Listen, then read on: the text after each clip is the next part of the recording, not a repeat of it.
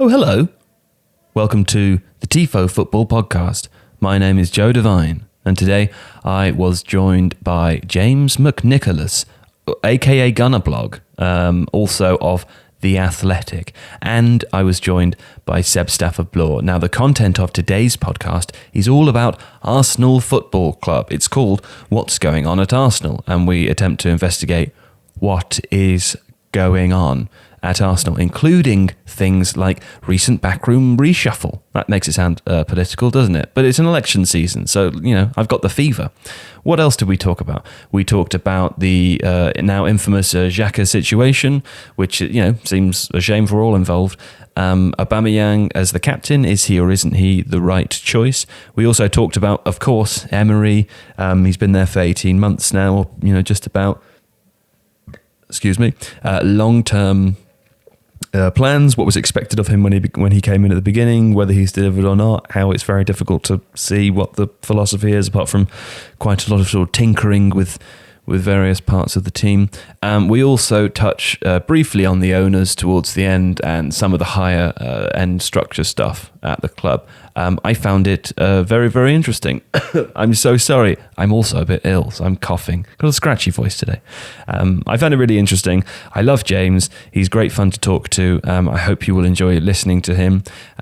He is now writing alongside Amy Lawrence and people like David Ornstein for The Athletic, writing all about Arsenal. And to be honest, I can't really think of a better Arsenal-based lineup anywhere else, nor any other team for that matter, nor any other general group of football writers. We are brought to you by The Athletic. You can get a 30-day free trial and 50% off an annual subscription by visiting theathletic.co.uk/Tifo. It really, really is worth it. I couldn't emphasise that more. 8 pence per day, £2.50 a month for the whole first year. What's that's the price of a coffee, or it's, in fact, I bought a coffee the other day that cost me £3.60. So, it's less than that if you live in a big city and you have an expensive tasting coffee. Incidentally, I didn't buy that for myself. I don't drink coffee. I don't need any caffeine. I'm already too sort of on edge. I bought it for someone else, and I was disappointed that it cost me that much money. Anyway, that's all. I hope you really enjoy this episode. Whether you're an Arsenal supporter or not, you can leave us a review for the podcast. That'd be really nice. If you're watching this on YouTube, you can leave us a lovely comment or a horrible one, whatever you like. You can leave us a review on Apple Podcasts. You can rate the podcast. You can tweet at us. You can tweet at James at Gunnerblog, and you can do all of those things. We love hearing from you. It's mostly very nice. So thanks very much for your patience at the beginning here. And without further ado, I give you James McNicholas und Stafford-Bloor. Dankeschön. Can we start, James, with Granit Xhaka being booed off against Crystal Palace? That seems like, at the time it was a big event, wasn't it? And since then, the fallout has been something to discuss, at least. Seismic? Can we say seismic? I feel like we can say seismic. It feels seismic within the Arsenal universe. Yes. It was one of the more bizarre things I've seen at Arsenal, but let's not forget, this is the club where Emmanuel Aubameyang was also booed off. We do have previous on this front. But this one was particularly remarkable, obviously, because of Xhaka's reaction to it. It was pretty extraordinary. And I have to say, I was in the stands that day. I was in my season ticket, and I felt deeply uncomfortable. I did not really want to be there. And it's been interesting. A lot of the sort of post discussion of it has been talking about, Xhaka and his behaviour and how wrong it was. And I think everyone can sort of agree with that. It's not befitting behaviour of a captain of a football club. But I do also have a degree of sympathy with the players, given the atmosphere they're sometimes playing in at the Emirates Stadium. With Xhaka particularly, I remember talking to Amy Lawrence about it at the time. I think she came in to record a podcast just a few days afterwards, and she said that he didn't play particularly well, but he didn't stand out as a terrible performer of that particular game. So the booing, I guess, is more legacy based than anything. Absolutely, yeah. It's something that had been kind of building for a few weeks, maybe months even. Xhaka had been brought off a couple of other times earlier in the season, and there had been a bit of kind of ironic cheering or applause associated with that. And obviously that sticks in a player's mind. He remembers it and it becomes cumulative. So I think when it happened against Palace, especially after an average display, not a particularly bad performance, as you say, I think for him it was kind of the straw that broke the camel's back, you know, and that's why he really lost his rag. And a lot of the frustration with the player comes, I think, from the coach, really, from Unai Emery, who made him captain and who picks him incredibly consistently, or has done until this point. And I think the fans just felt that they didn't really understand why Xhaka was so much Emery's guy. He became a bit of a symbol of things they didn't like about the team and about the management of the team. So what is the situation now with him not being picked since? Well, the situation now is that he's in Switzerland on international duty, making some interesting noises. I mean, he's done his first interview with the Swiss press since the whole incident, and to be honest, his stance hasn't massively shifted. I think the statement that he made that was reprinted in Arsenal's programme notes, in which he kind of apologised but didn't apologise, I think lost him what goodwill he had remaining with the majority of Arsenal fans. And I think it's very difficult to foresee him being at the club, I mean, beyond January, to be honest with you. I'd be slightly surprised if he plays for the club again. And I think that there's already talk about AC Milan. Ivan Gazidis may be wanting a reunion with Xhaka. He always thought very highly of him when he was at Arsenal. And I think even perhaps a loan move is going to be a possibility come January. The problem there for Arsenal is Xhaka was a valuable asset in the summer. There was talk of him going to Serie A for, I don't know, 40 million euros, something like that. They might be looking at a scenario now where they let him go on his loan, or where his value is significantly diminished. Seb, can I ask you, I mean, you know, there's a lot of noise around, as James said, his kind of apology, non-apology thing. You have to be careful saying noise, Joe, with Arsenal fans. We would say we don't use that word. There was a lot of discussion, let's say, around that point. Do you think he should have had to apologise? Because, I mean, just as a neutral, I mean, I'm not an Arsenal supporter, but from a neutral perspective, I find it bizarre. I understand that supporters have, you know, a lot of loyalty to the club. They expect the players to as well. They often, you know, players' salaries are kind of hung around their neck when it comes to this, and if they're earning this much, they need, you know, people want their players to bleed for the club. I just think it's ridiculous. So I'm not an Arsenal fan. I'm a Spurs fan, and the only time is that going to impact your discussion? It's probably going to impact the sort of the YouTube comments that appear underneath this video. The only time I've seen this in person was actually 2007, I think, when Hossam Ghali came off at White Hart Lane in a game against Blackburn, and he'd come into the game as a substitute and then was substituted by Martin. Same as Abu, right? And he was walking off the pitch and he took off his shirt, threw it at the manager, and walked down the tunnel. And there are no-nos. There are things that you do that are always going to draw a certain reaction. One, take the shirt off. Two, any kind of gesture towards the fans. Now, it doesn't really matter what the three of us as members of the public think of that. That's just the reality. That is how a lot of fans think. When I read his statement, his non-apology apology, I had a great deal of sympathy for him, because I think he was over-promoted into the captaincy. I think he believes he's a slightly better player than he really is. However, there's this disease in modern fandom where people think it's perfectly okay to wish illness on someone's children and harm to their wife. I can't get my head around that, and I can't relate to it, because thankfully no one's ever subjected me to that kind of abuse, and nobody they ever do.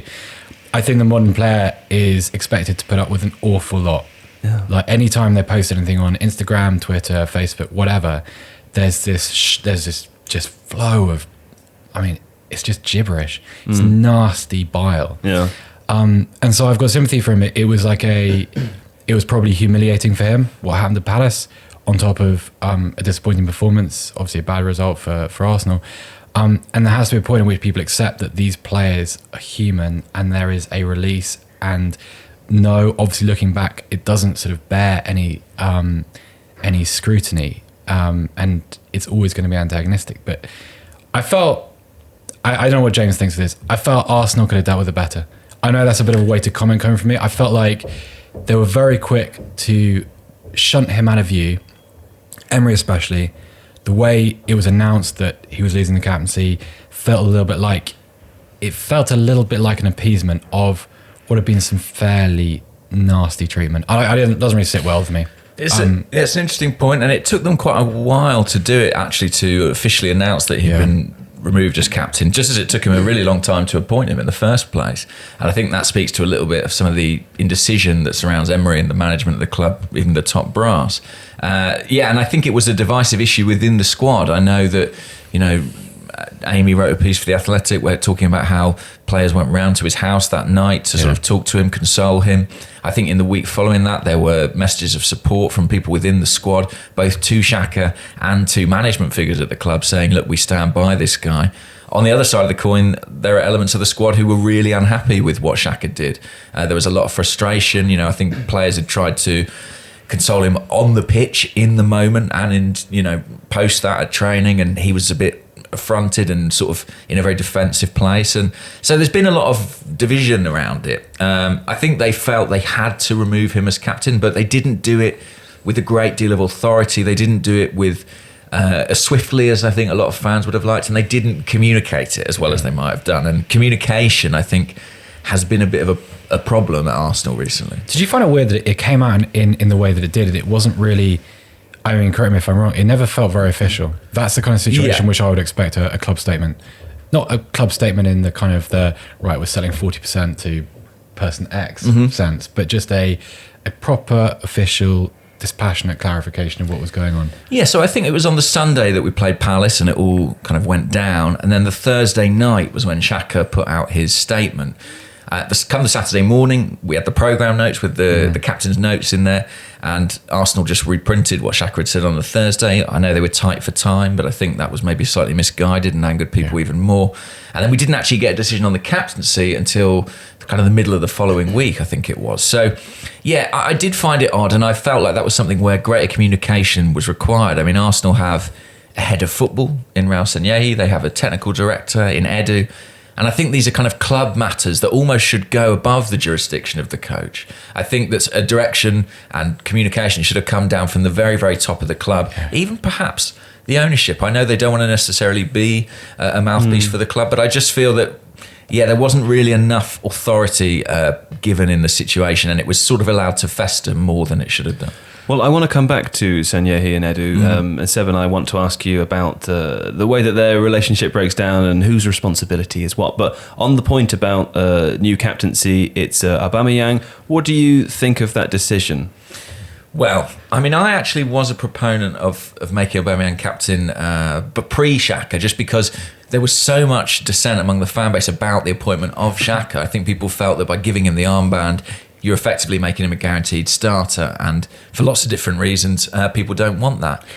I think that Aubameyang is not a conventional leader, you'd have to say, but I also think when you look at this Arsenal squad, there is a distressing lack of options. I think there are 5 captains there, but I wouldn't necessarily call any of them obvious captain material. I mean, I was going to ask James, maybe I'm missing something, but it seems strange that Hector Bellerin isn't Arsenal captain. I understand that he's still quite a young player, that his future isn't absolutely guaranteed. He's very sexy, but there's a lot of qualities that make. I know. Look, good hair. He's got great hair. Good fashion sense.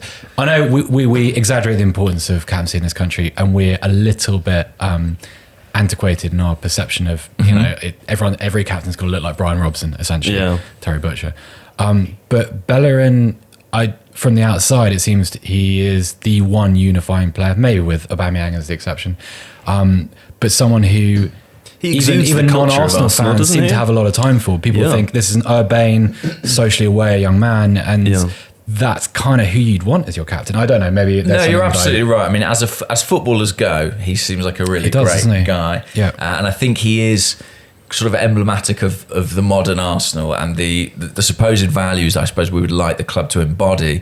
He carries those. I think with him this season, there was a slight sense that it might be slightly too soon for him, especially coming off the back of this long-term injury. I mean, he just started his first Premier League game. I don't expect him to be starting week in, week out. He looked rusty still, and I think they need to be careful with him in case of recurrences or muscle problems. So I wonder if that maybe contributed to it. I also think Aubameyang is an incredibly influential player within the group. I mean, he is essentially Arsenal's key player. Without him, God knows where they'd be this season. So, he is someone who is going to play absolutely every single game, who is probably the highest profile player at the club.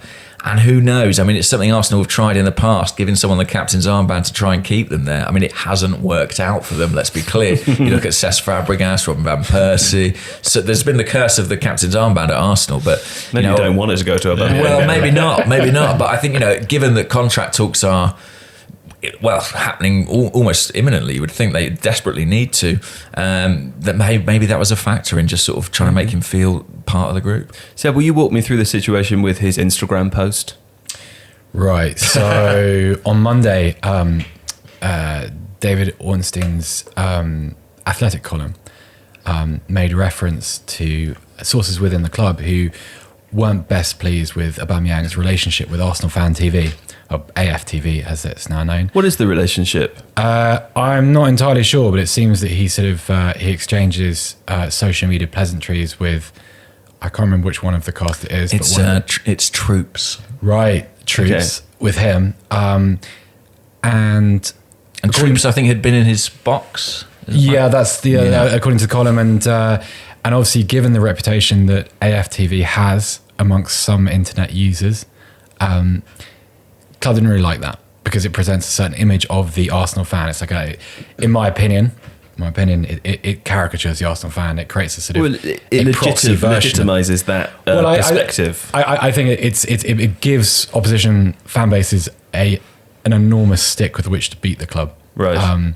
And as an opposition fan, I can confirm that that becomes the identity of the football club.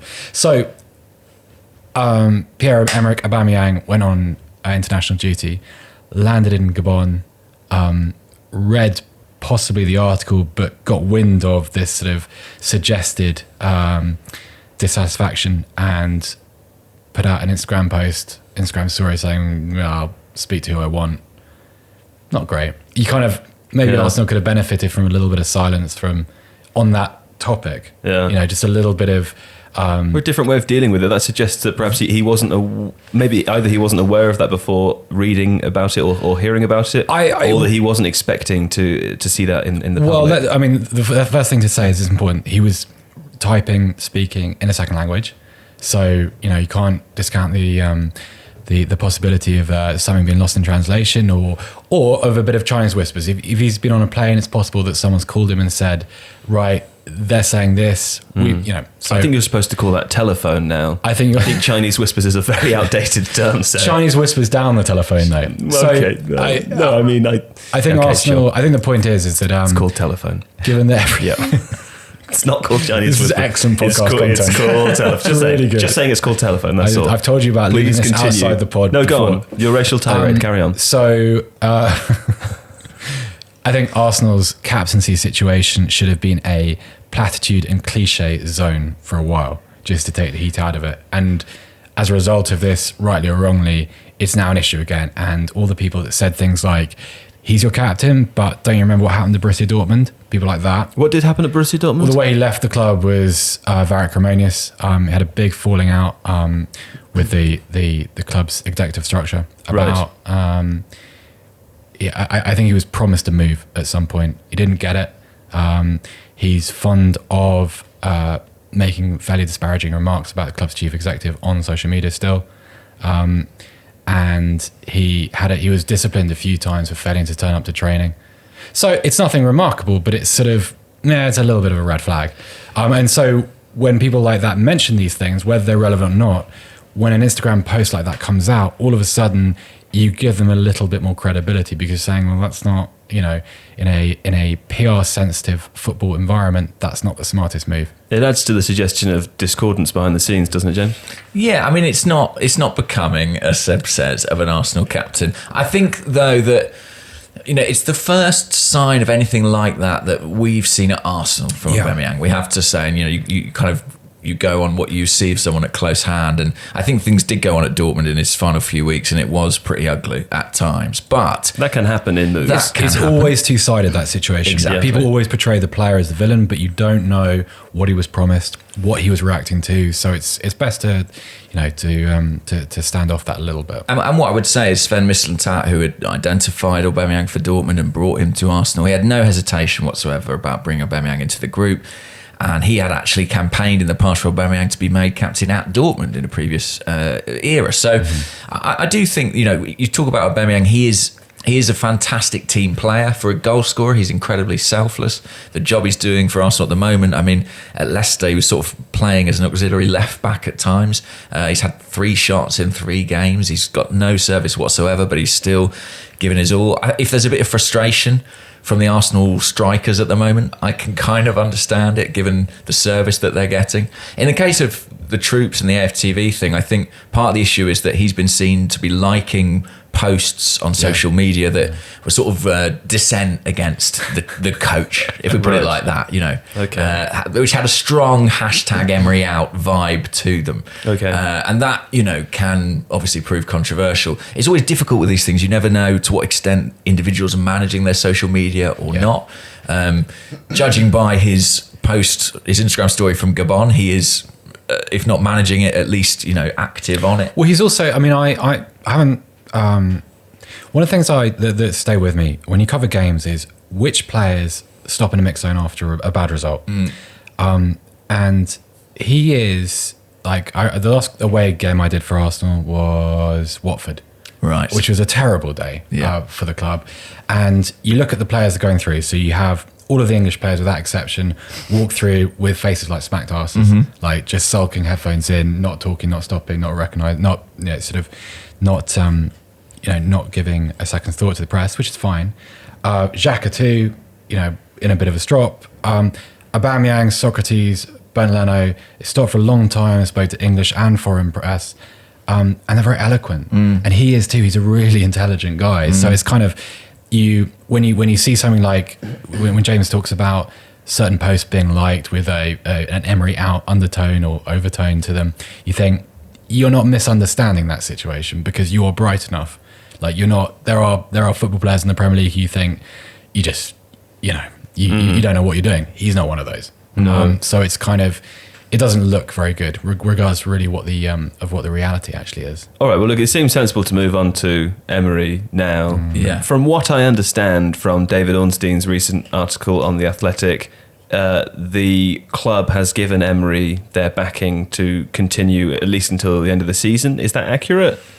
Certainly, they're not making any noises about an immediate replacement or removing Emery. Whether or not he lasts till the end of the season, I think really will depend on results. I know that's a bit of a cliche, but Arsenal have got, a very difficult period coming up over Christmas where they face both Manchester clubs. They face, I think it's Chelsea. They have trips to Everton, Bournemouth, within the space of about 3 or 4 weeks. I do think if Emery struggles in those games, I think it will be difficult for him to survive that. The only thing I would say is that when you look at the numbers, the amount of points Arsenal have now, how it's their worst league start since 1982, I believe, it's possible the club will look at this and saying, top 4 might be out of reach. I mean, 9 points is the gap between Arsenal and Leicester at this stage. Chelsea are there too. I don't think it's a given even that Arsenal will finish, top 5 or 6, given the way they're playing right now. So it's possible that they're looking at it and going, well, actually, we could bring in a new guy, but maybe it's not going to make that much difference to our league positioning. Our best bet of making the Champions League is actually the Europa League. We've got a coach who has won it 3 times and got to another final. We might just gamble on that. It's not what I would do, but I do wonder if that might be in their thinking. James, do you think part of it is that if they get to the summer and then they make a decision, their range of choice for who comes next is far broader? I mean, I've heard the names attached to Arsenal. None of them really convince me. Like I understand the logic behind, poisoning the whole thing with a Mourinho. Sure. I get that as a reaction, but really, he's not going to take that job because that's not the way he works. He needs the money all the time. He needs an apex predator budget, basically. Yeah. Is there anyone out there that you would, if Emery was to go this afternoon? Allegri. Yeah. I mean, but the thing about Allegri is that sort of, I feel like Allegri becomes almost an impulsive choice, a reflexive choice on the basis of what happened at Juventus. And, Juventus enjoy a tremendous primacy in Serie A, which Arsenal don't. So it's kind of, I don't see the... Nagelsmann? He's only been at Leipzig for 4 months. No, I know, but in the case that they were to wait until the end of the season... I guess, but I mean, whether that's actually doable. I mean... Let's talk about Bayern Munich. That's Bayern Munich seem to have had their own Nagelsmann for years. That's their long-term plan. As far as I know, I stand to be corrected. I don't know who's out there that suits Arsenal, that's all. Wenger's available. No, I mean, it is interesting. I do think that a lot of this kind of... I would love that so much. I really would. I miss Wenger. For the neutral. I miss Wenger as well. No, I miss... I love that guy. He was so dignified. He was such a statesman of the game. Now that he's left Arsenal, I can say that. Yeah. He was such an admirable person in a lot of ways. The way he handled himself, the way he spoke. I could listen to Wenger speak all day. Yeah. He was great. Absolutely great. Absolutely. And I, you know, one of the most excited I've been as an Arsenal fan this season is when Wenger was being really closely linked with the Bayern Munich job. I would have absolutely loved to see that come to pass. Obviously wins the Champions League if he takes that job. Yeah. Without question. That's just how football works. It is destiny. Yeah. But yeah, I think all Arsenal fans actually miss Wenger probably more than they realise. And I probably will get stick for saying this, but there you go. I think that everything that's going on with Emery is a reaction to kind of mourning of Wenger and Wengerball and who he was as a man, as a communicator. You know, in a lot of ways, Emery represents a kind of anti-Wenger. He's not particularly eloquent. His football is a lot less imaginative, creative, attacking, free-flowing. His identity is not clear. No, that is very true. It's not as if he has a strong sort of defensive identity either.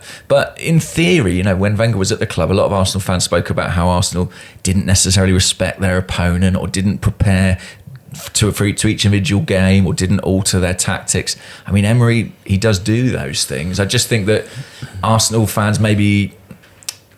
I've got to be careful with this, but I feel like maybe you don't quite realise what you're going to miss about somebody until they're no longer there. And when you talk about which manager might come next, I do actually think that there would be a bit of a shift back towards someone who has more of those Wengerish qualities. And even you talk about people who've played under him. There's a strong degree of support for Freddie Ljungberg, who's on the coaching staff. Mikel Arteta is another name mentioned. Even someone like Patrick Vieira, you know, you see that name bandied around. And I think there is a bit of a nostalgia element there and a shift back to what people can identify with as feeling sort of quintessentially Arsenal. And when it's they mean Solskjaer that, syndrome. Yeah, exactly. I mean, I was going to say, do you feel that there's a sort of mirror to what's happened at Manchester United in that regard with the long-held coach position, various issues moving on beyond that, and then looking to kind of hold on to something that once was afterwards? You're absolutely right. That Vieira thing is a classic example of it. It's like, right, you haven't watched Nice this season. Have a look at the table in France. See what's going on there. Yeah, it's a kind of... James mentioned something really interesting about the kind of the reaction to Wenger and it going the wrong way. I think it's inevitable, wasn't it? Because it became this binary issue over time where you had to be pro or against. You had to have a really strong opinion either side of that line. And it went on for such a long time that almost, I think, all the nuance within that discussion died a decade before it actually came to pass. So it was I don't know. It was never really happened with Ferguson, did it? There was umming and ahhing about it in the final years. Because the differences between the ways their careers at the clubs ended, and you know, obviously Wenger's career in England had this, you know, fairly fallow second act, whereas Ferguson he left at a point where nobody's opinion about him had dimmed. His reputation was as strong as ever, arguably at its absolute apex because of the longevity attached to it. And that achievement in the final season with that squad. Which is just it shouldn't that squad shouldn't even finished in the top six, arguably. Can I put to you when I had Amy Lawrence here a couple of weeks ago, her criticism of Emery was that it was not clear to her after all of this time what he was attempting to do, whether that was good or bad. She wasn't clear, and obviously there's, you know, I sort of wish we had Alex here who might be able to talk to explain to me the tactics slightly better. But I understand the idea of tweaking aspects of the strategy going into a game, and that's a good thing. But if it's not really clear what the overall strategy is after 18 months or so, that's not great, is it? No, I mean, in its most simplistic terms, this is a team that never looks like Arsene Wenger. Actually, to refer back to him, used to talk about this idea of automatisms. That, you know, when you were on the field, you kind of had an instinctive understanding of where your teammates were, what run they might make, and from that you get something like flow in a team. That has never been established under Unai Emery at Arsenal, apart from maybe a very brief period last season where there was a bit more consistency in selection. You know, he does. We look for his philosophy, but his philosophy is that he is inherently a mechanic, someone who constantly tweaks and changes his team. And he was sort of put in a bit of a tactical straitjacket at PSG because the players did not want to play his variations. They wanted to play the 4-3-3 that Laurent Blanc had established, and they kind of had to stick with that. When he came to Arsenal, he very firmly was like, well, this time I'm in charge and I'm going to play with this team as much as I want. If you go on his Twitter profile, it's fascinating. There's his header image on his Twitter profile is a picture of Unai Emery holding a football, and then behind him there's a board with all these sort of scientific equations on it. And honestly, like E equals MC squared and all that sort of stuff. And he envisions himself as this sort of football mad scientist, you know. Yeah. But what has resulted from that is that Arsenal have just become sort of, they feel like a perpetual experiment, you know. Well, presumably within that as well, that's all fine and dandy, but you need the players to have respect for you and trust in your decision making. And once you get to the stage where, as we're hearing, if there's a little bit of unrest within the camp, if they don't trust you, then those constant tweaks aren't going to be upheld, or then, you know, you're not going. Then, and it's a question of effort every single time. But you see the point I'm making, right? Yeah, and results are king. If Unai Emery was winning all the time, then I think people would buy into that idea. But since the spring, he's had a terrible, terrible run. And I know even in our good run in the first half of last season, the underlying metrics suggested this was all going to come home to roost at a certain point. I think there was a reset point in the summer. You know, there was a bit of a stay of execution for Unai Emery because he really messed up the bid for top four with a terrible run in the Premier League. There wasn't a great deal of judgment around that because we had this sort of caveat of the Europa League final, which was like, well, you know, let's not judge Emery yet. He might yet get us back into the Champions League by winning that. He lost that final 4-1. I think then there was a bit of a sort of outpouring of frustration. But then the transfer activity the club embarked upon in the summer, I think, did re-inject some hope, really. I think it was pretty positive in the transfer window, and people were prepared to say, well, look, Emery's now got the winger or wide forward that he's been crying out for in Pepe. You know, he's got a squad that maybe is better suited to what we want to do. There's an injection of youth there. And I think the problem for Emery is that this season actually it's kind of gone from bad to worse rather than the inverse of that. What were the expectations when he was brought on as a coach? What were Arsenal hoping for him to achieve at the club? I think that's a really good question because I think everyone was aware post Wenger there would be a sort of element of transition there. You know, I think people's patience at the time, it's very easy when Wenger is sort of still in to say, oh, when the new man comes, you know, he can have 2 or 3 years, and if it's needed, we'll all be patient, we'll all, you know, put up with that. And of course it doesn't play out like that, but I think maybe it might if people believed in the destination, if they thought, I can see where we're going here, we're not there yet, but I can see the intention. I mean, you can't help but cast slightly envious glances at Chelsea, say. I mean, I know they're playing better football than Arsenal at the moment, but there is a clear identity already and a bit of a plan. And even though it's sort of anathema to what Chelsea have done for the last 15 years, their fans are able to get on board with it.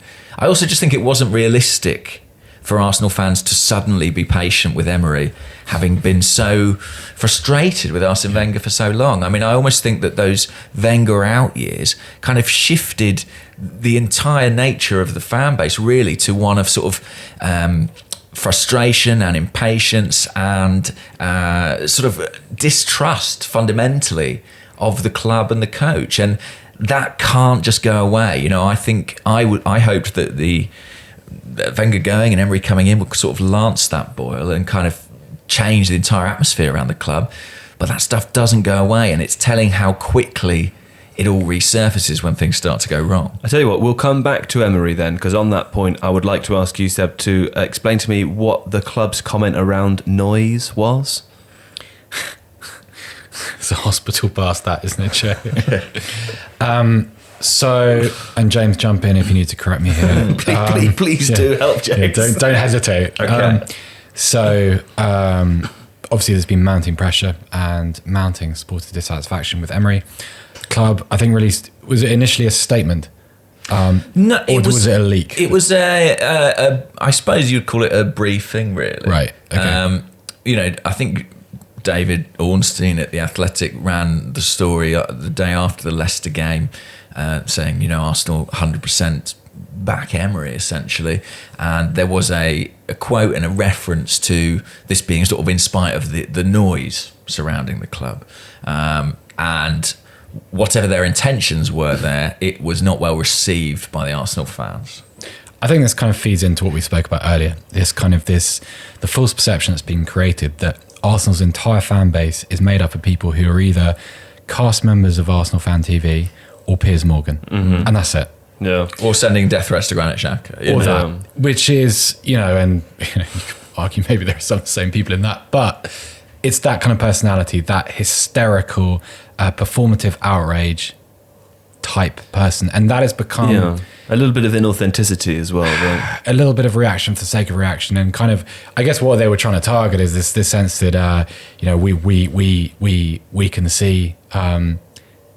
we can see the situation clearly. We are not going to react in an impulsive, emotional way to something on the basis of what a couple of people on the internet are saying, which is actually, remove it from its context, it's a very fair thing to say. It's just, it's not very self-aware, it's not very smart, and you run the risk of offending a very large percentage of your supporter base. Are you not specifically offending the people who are making the kind of sensationalist noise? No, because you're tarring everyone with the same brush. Really? I that's how I would feel if it's my honest reaction to it is that I am incredibly thankful that there is no equivalent within the Tottenham fan base. There is no Morgan. There is no Tottenham fan TV. There was. Haven't you got Alan Sugar? Yeah, but he's not nearly as ubiquitous as Morgan. It's quite annoying though, isn't it? Yeah, but Alan Sugar is not presenting, a daytime TV program 5 days a week. He's not. He's more of a joke. Morgan is more malignant, in my opinion.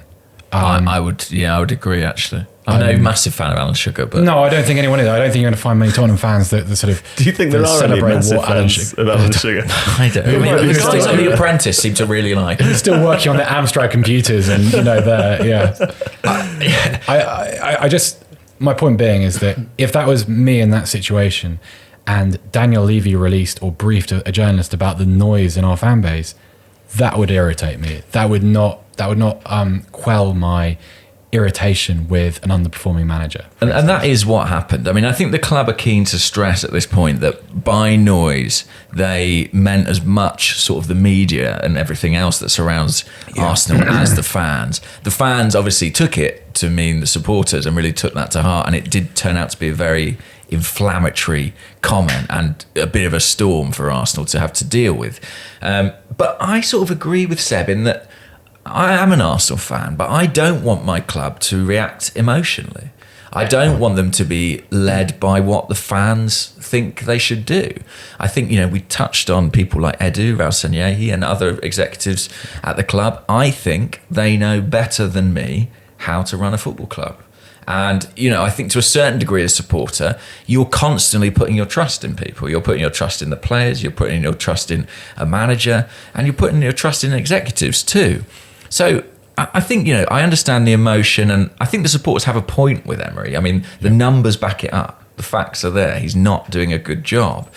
But I don't have a huge issue with the club saying, look, we want to make a rational decision here. And it may be that, as we've alluded to, they think if we replace Emery now, we won't do as good a job as we might do at the end of the season. And if you look at Manchester United, I think one of the stories is sort of not getting necessarily the right guy. It's all about getting the right appointment. That has to be the priority at this point. There's a kind of balance between the two, isn't there? Appeasing fans and not going out of your way to do so. And it reminds me of watching Question Time at the moment. For overseas listeners, Question Time is a political program on BBC One, hosted by a broadcast journalist, and there'll be a panel of either politicians or academics, or the odd famous comedian or something will be on there, and an audience who ask questions about the week's politics. But it's become recently an opportunity for audience members to just shout horrible things at all of the panel. You're all shit at your jobs, you don't know what you're doing, fuck off and die, basically, over and over and over again in different guises. Then they get clapped by everyone, even though they've said nothing of any value. Do you know what my favourite part of Question Time is? The panel Time have is? to just sort of accept it and sit there and pretend that it's all fine. What's your favourite part of Question Time? Whenever someone launches into a big monologue and is thinking, God, I'm going to earn such a round of applause here, and then you get this kind of tepid, derail. almost snooker hall type. Yeah, There was a fantastic one the other day. Everything else about Question Time is awful. horrendous. There was a But great one the I other could watch all day day. where a guy was getting applause as he was going on, and he was growing in confidence about what he was saying. It was fairly common sense, and then he got to the end and said something like, "I don't know why we don't just reunify the island of Ireland." And everyone went, Ooh, let's decimalize Can time. we take back? But the point I'm making is that there's a balance between allowing the public to question politicians because they are their representatives, and not just screaming at people for no If reason. there's one thing we've learned in this country, I mean, I think that something that's not really talked about enough is that I think this is bigger than Arsenal and almost bigger than football. I think that fan culture across almost everything is dramatically changing. Yeah. And I always use the example of, like, I don't know, a Game of Thrones or a Star Wars. Like, people don't engage with that in the way sort of that they used to. It's that they've got it wrong. They want it to end differently, or they want this to happen or that to happen. The way that My opinion matters. essentially the way we engage with stuff as fans is culturally dramatically different to what it used to be, and you see that applied in football. We all sort of think that we know best and our opinion matters and the club should listen, and your Football Manager save justifies that. yeah, exactly. I've got the proof. Look at my Football Manager save, look at my FIFA team. Yeah, but for a lot of people, James is absolutely right. For a lot of people, the vast majority of fans of any club are not season ticket holders. For them, there are more similarities between really, really liking a television show and supporting a football club, because you tune in, you want the result that you get, that you want, and if you don't get it, you kick off on Twitter about it. I mean, that's a fairly uncomfortable reality if you're a traditionalist, or if you're a slightly older fan, if you're older than 30, I guess. But that is seemingly how it is now. And you say, like, things like tools like Football Manager, FIFA, they create this illusion that everyone can go and do it. And James made another good point about you have to place your trust in people because they are better at it than you would be. And that, I think, has been a little bit lost in the modern era. Yeah, and I think, as all Arsenal fans probably are doing right now, I keep harking back to Arsene Wenger, and one of his big themes was the idea that trust in expertise is sort of increasingly absent in society, and I do think we see that in football. I mean, one thing I wanted to almost ask you guys, really, that I've been struck by is that whilst there is all this dissent and this anger around Arsenal and their management and their performances, Tottenham and Manchester United, two rival clubs, are having arguably more difficult seasons, and yet I don't see it happening on anything like the same scale. Is that fair, or is that just because I'm not really part of that community? It's probably a little bit of both, I would expect. Right. I mean, you're a part of the Tottenham community, I suppose. I'm not really a part of either community, but I would imagine, given the similarities between the Arsenal and Manchester United situation, United are a few years ahead. Yeah. They are concretely shit now. The expectations, I think, are much lower, and they're deep into a kind of nostalgia pattern with Ole Gunnar Solskjaer at the moment. Also, the effect that we've seen, as I said, of being a few years ahead is that the fans, particularly overseas fans, I mean, I've forgotten, Daniel Taylor wrote a piece on The Athletic recently, which we adapted into a video about the fans in Asia. Yeah, the kind of the battle really between good. Liverpool and Man United for fans in Asia, and there was a particular discussion with a few fans from out there who were saying, yeah, no one supports Man United anymore. Everyone supports Liverpool. So I think, sections of the fan base have kind of just broken off and left as well. What do you think about Spurs in that regard? I mean, I would diagnose the situation at Spurs within the fans. It's more of a sadness at the moment rather than an anger, because it's kind of, they're only a few months off a Champions League final, which they lost, but it was still, for a lot of people, it was the high point of their supporter lifetime. Also, there isn't a clarity of what's gone wrong. There are theories, and there are sort of fingers being pointed at Daniel Levy, at certain players, at Pochettino. But I think because it's all so vague, you don't have one uniform reaction to it. And so you just have a quiet, well, this is just shit now. That's the mentality.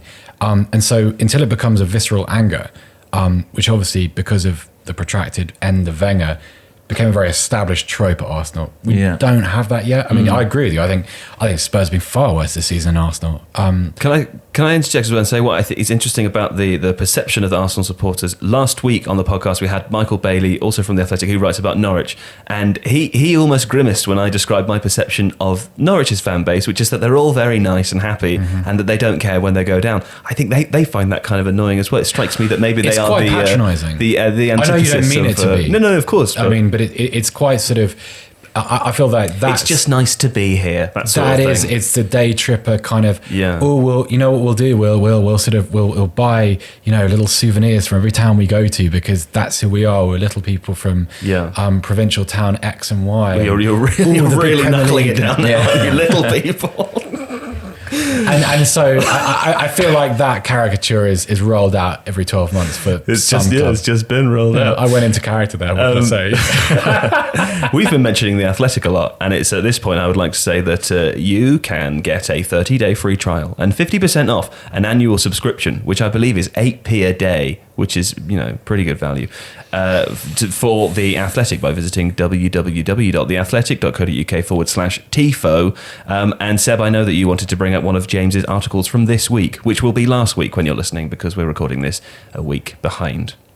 Yeah, no, I mean, it was, we were talking before we started recording, and we've actually touched on it, but we were speaking about the noise comment, which was in James's article, and the kind of the idea that sort of, again, involved in that irritation with Aubameyang's relationship with AFTV was this sort of this perception that there are all these links and there's always sort of misdiagnoses of what an Arsenal fan actually is. Right. It's a really interesting article. It's I mean, I'm going to throw you that hospital pass now. Yeah, I think it is an interesting subject because it is a bit of a misdiagnosis. I think, what happened with Granit Xhaka, for example, he kind of lost his rag with 60,000 fans in the Emirates Stadium. But a very, very, very small proportion of those fans will have been the ones who have been sending him abuse. And I think that obviously that's the stuff that makes headlines or, drives views on YouTube. Like the more angry elements of the fan base, the more extreme elements are the ones that sometimes reverberate loudest. But I don't think that is your average Arsenal fan. And I think what's unfortunate really is that it seems now with this comment about noise, almost as if the club are characterising their own fans in this way. And as long as they do that, I think the club's always going to have that sort of slight lack of harmony, really, because, when the fans say, we're not that sure about the manager at the moment, the club's response is to go, well, you are inherently reactionary, which I can kind of understand how they might arrive at that judgment, especially the staff who were there for the latter years of the Wenger era, but that doesn't represent the views of everybody. There is a kind of silent majority who are reasonable, who are rational, and it's perfectly valid to have concerns and express them in a way that isn't abusive, and that is just what most fans do. Do you know what? It sounds a little bit like... it sounds similar to a long-term relationship which has gone slightly toxic when two people start reacting to each other's irrationalities rather than the 90% that's still a good person. Yeah. I'm still a good person. Would you turn the aircon off for me, Seb? Because it's just started making loads of noise again. But anyway... I think there is an element of truth in that, or, almost like a political situation where you almost have to wait for the next electorate to come of age and then things can shift. It's sort of... There is a lot of... there's a lot of trauma in that relationship between club and fans, and sadly, it's led to the situation where sort of they just don't see eye to eye. Yeah, but if you want to read that piece, or indeed David Ornstein's pieces this week, or indeed Amy Lawrence's pieces this week, or actually the Arsenal stuff on The Athletic's very good. It's very good. They've done well. Yes. Yeah. So if you haven't signed up already, do visit www.theathletic.co.uk/Tifo. 30-day free trial, 50% off, an annual subscription. James, can you explain to me the breakdown of duties between Sanyehi and Edu, please? I think you were saying, can you explain to me the breakdown of how much of that goes to a day you? I get? We'll talk about that afterwards. Yeah. Yeah. It's an interesting one, Sanyehi and Edu, because Sanyehi was originally brought in as the head of football relations by Ivan Gazidis, who was chief executive at the time. And Arsenal had kind of identified that they would have a technical director, and a lot of people assumed that Sanyehi was sort of the technical director in waiting, that once Arsene Wenger went, because he had objections about working with someone in that role, he would just step sideways into that. On the other side of the coin, you had Sven Mislintat, who was head of recruitment, and actually what happened, that he had sort of been promised by Gazidis, you will be the technical director. In the post-Wenger era, you will sort of head up that side of the club. When Ivan Gazidis left for AC Milan, Raul Sanyehi stepped up to become head of football, and he had different ideas. They wanted to get Monchi, who'd worked with Emery at Sevilla. They didn't. He went back to Sevilla. And so Edu was brought in from the Brazilian national team. And as yet, he has sort of spent his first 6 months kind of getting his feet under the table. I mean, his job with the Brazilian national team was very different to this. It was sort of a role, sort of organized, almost administrative role. He was kind of Brazil's Oliver Bierhoff. Exactly that. He has done this job with Corinthians in the past, where he worked with Tite, who was also a Brazilian coach. But, coming back to English football, it's quite a big shift for him. And I think we're only just starting to see his influence taking shape. For example, you probably saw the headlines about Steve Morrow. A number of analysts and coaches on the academy side were let go recently as part of sort of streamlining the recruitment aspects of the club. So, but in the summer, Edu was there, and he was on the American tour, and he was part of things. But actually, Raul Sanyehi was driving a lot of the transfer business. It was his contacts that helped secure, for example, William Saliba from Saint Etienne, because he's on very good terms with their president, things like that. So now I think the theory is that Edu will work very directly with the first team and the academy, almost bridging those two, really, helping build development paths for players, helping on recruitment, so identifying whether or not Arsenal need to make a signing in a position, or whether or not there's someone coming through Per Mertesacker's academy who might be well suited to that role. And essentially taking that burden away from the coach. Emery has an advisory element in transfer proceedings, but they are not his decisions. Sanyehi, in theory, should have a broader overview. He should be analysing Edu and his role as much as he is Emery's. And what's the relationship like, as far as you know? Apparently it's good. I mean, Edu came in, and he has had to sort of win round people who were there before him. Emery's not someone he knew, especially. It's a very different situation to if it had been Monchi. Per Mertesacker's not someone he knew, especially. But, he went in, and Per presented to Edu on his ideas for the academy, and Edu was apparently receptive. So that seems to be going well. They seem to be working in tandem on that front. As for Emery and Edu, I think one of the things that would be really interesting is part of Edu's remit is to kind of preserve the footballing identity of Arsenal, and examine things like the style of play of the team. And I felt that some of the transfer business was instructive in that way. They took away players in Iwobi and Mkhitaryan who had become quite important to Emery, and brought in people like Pepe or youngsters like Xhaka, Martinelli, who were a little bit more dynamic. And I felt that was a case of the executive sort of trying to shape the direction of the team. I think, Edu's only been there really 6 months or so at this point. So I only think it's around now that he'll be kind of making that review, making that assessment. Apparently the club have a planned review of Emery's management at the end of the year, and that end of the season, sorry. And that's where this idea that they might wait until then comes from, this sense that we're going to try and review this on an annual basis, as they did at the end of last season, and take our judgment there. But I think Arsenal fans are putting a lot of hope in Edu, because there's someone that they feel does understand the club, was part of the Invincibles, gets those values, and I think they want him to kind of preserve them and see that this Emery football that we're playing doesn't live up to those expectations. Do you think that having former footballers in these sorts of roles is a good idea, because throughout their careers they will have learnt how important teamwork is. I mean, I know that happens to most people if you work in an office environment or with other people. But I would have thought, given how important it is to play as a team at the top level of football, being more of a sort of team worker, that might carry on into a future role. Yeah, but I think that's a personality. Or am I clutching at attribute. straws? I know. I don't think it's clutching at straws. I think it depends on the personality. Like, you have to be quite conciliatory.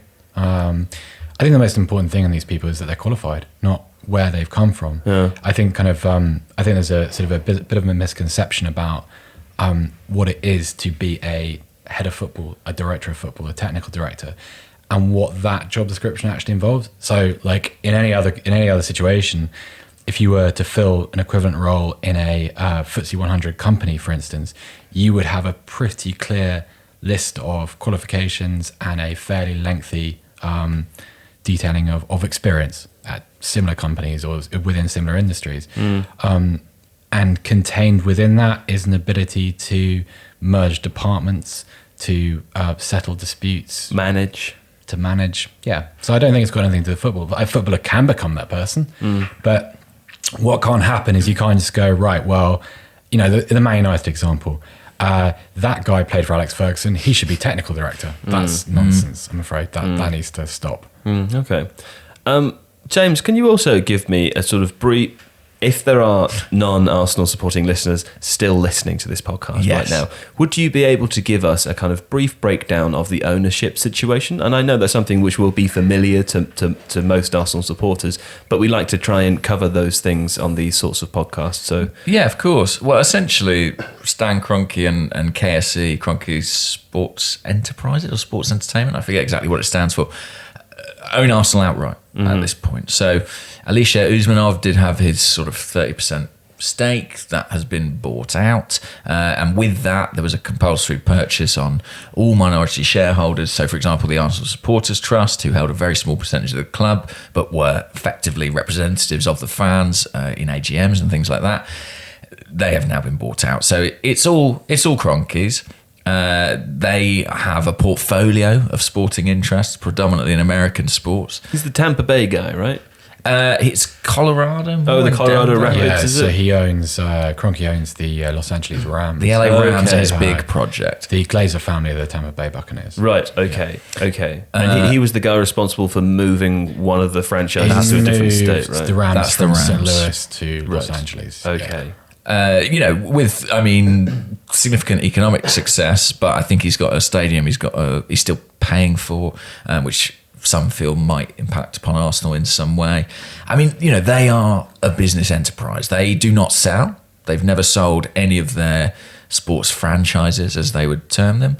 They hold them for investment value, basically. And Josh Kroenke is Stan's son, and is effectively the guy who's more involved in the day-to-day running of Arsenal. He has spent time at Arsenal this season. He has been at games this season. He was instrumental in the decision to remove Arsene Wenger. He spent a 3-month period in London kind of making an assessment on what he felt, and that contributed directly to Wenger going. So a lot of hope is kind of placed in Josh as sort of the idea that he might be somehow more he might be somehow more engaged than Stan, who was sort of... I love this. Just Josh and Stan makes them sound so kind of innocuous, doesn't it? I know. Well, I mean, Stan, Stan was known as Silent Stan for a long time because he basically never commented. He would turn up at Arsenal AGMs and not say anything. He's not a popular guy with American sports fans for the most part. He's got a great moustache, though. He has got one hell of a moustache. It's a really impressive moustache. And I will say, Josh, very tall. Right. So they've got that going for them. Yeah, well, that's important. Strong gene pool. Yeah. But, it has changed things at Arsenal. And Very tall. The suggestion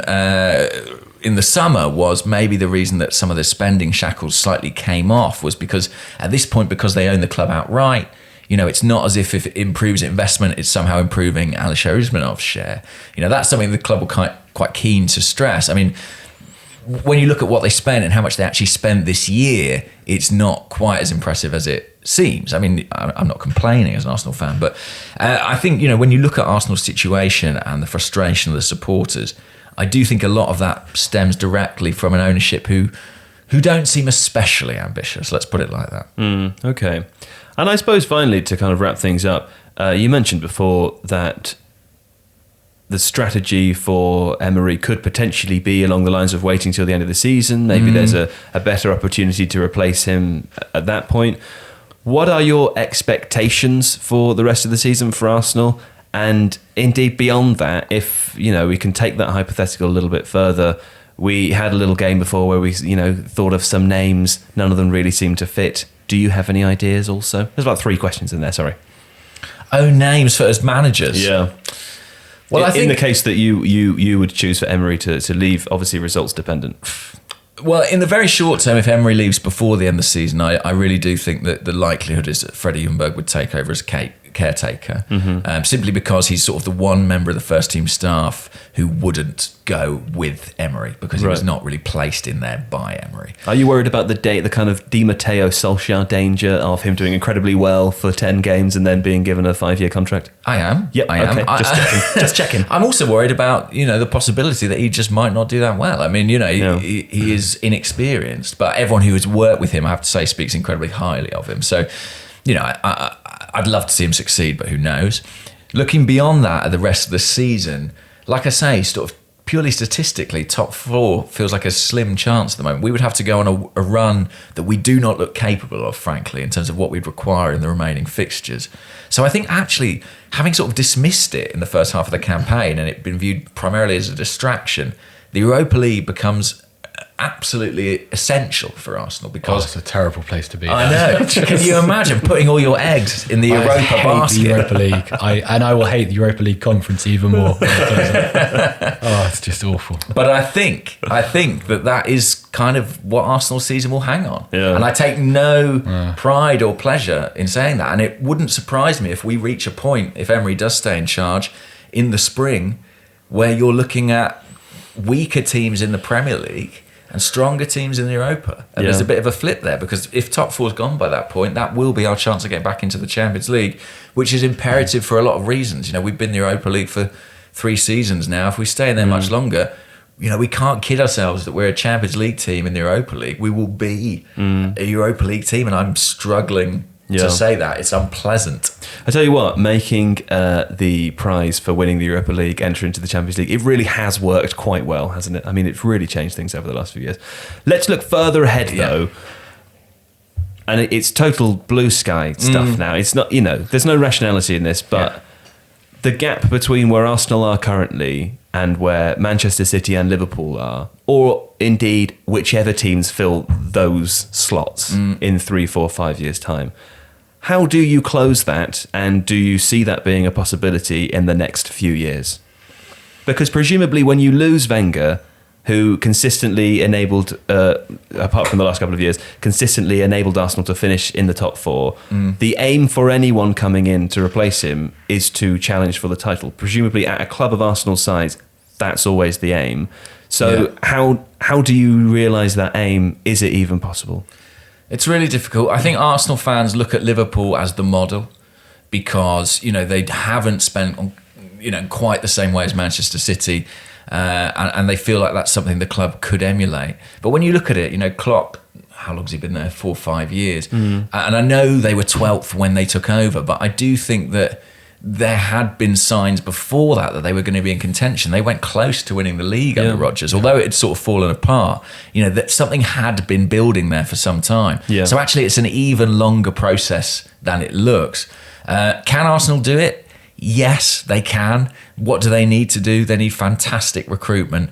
They need a brilliant coach. I think that they've got a fantastic academy and they've got a decent squad. I think it's a better squad sometimes than it looks, and the young players are really promising. Yeah. But they need fantastic recruitment and a fantastic coach, and it will even then. You're looking at a 4 or 5 year turnaround, aren't you? Well, take Guardiola and Klopp out of the equation. Who is there that you feel could come in and do that job? I think there's a difference there. Like you take Guardiola out of the City equation, okay, it weakens them. You take Klopp out of the Liverpool situation, and the whole thing doesn't fall apart, but regresses pretty dramatically. So I would almost, I know what the table looks like at the moment. I know what Liverpool are at the moment, but I think you have to treat Manchester City as a separate entity. So really, over kind of a 10-year period, I think you probably treat Chelsea, Arsenal, probably Spurs, depending on what the stadium does for their finances, almost as a kind of rotating cast of teams finishing in that sort of second, third, fourth, fifth, sixth position. Manchester United spends so much money every year that eventually they're going to get it right almost through the law of averages. That's just, it's unimaginable they won't. I don't know. I mean, Arsenal, it pains me to say this a little bit. I think there's more to be optimistic about than people think there is. I really like, James mentioned it, I really like some of these young players. Like Martinelli, I think, is a super player and a really good bit of recruitment.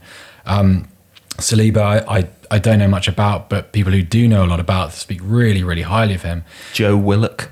Right, Joe Willock's a good player. You've got these, so within that, you've got, right, left back has been sorted. Tierney's at the club now. He's a good player.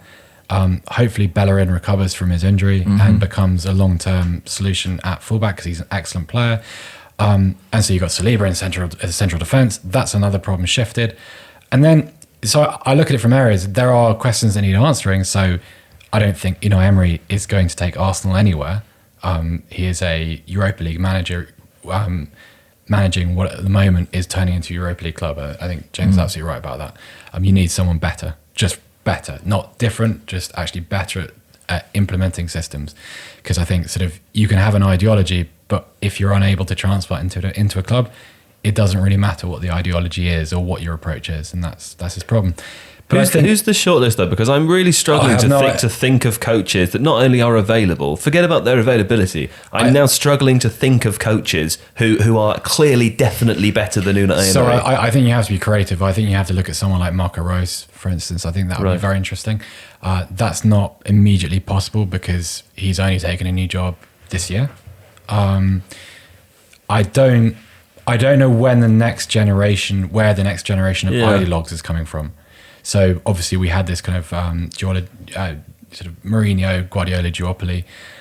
You can factor in sort of your Klopps and your Pochettinos.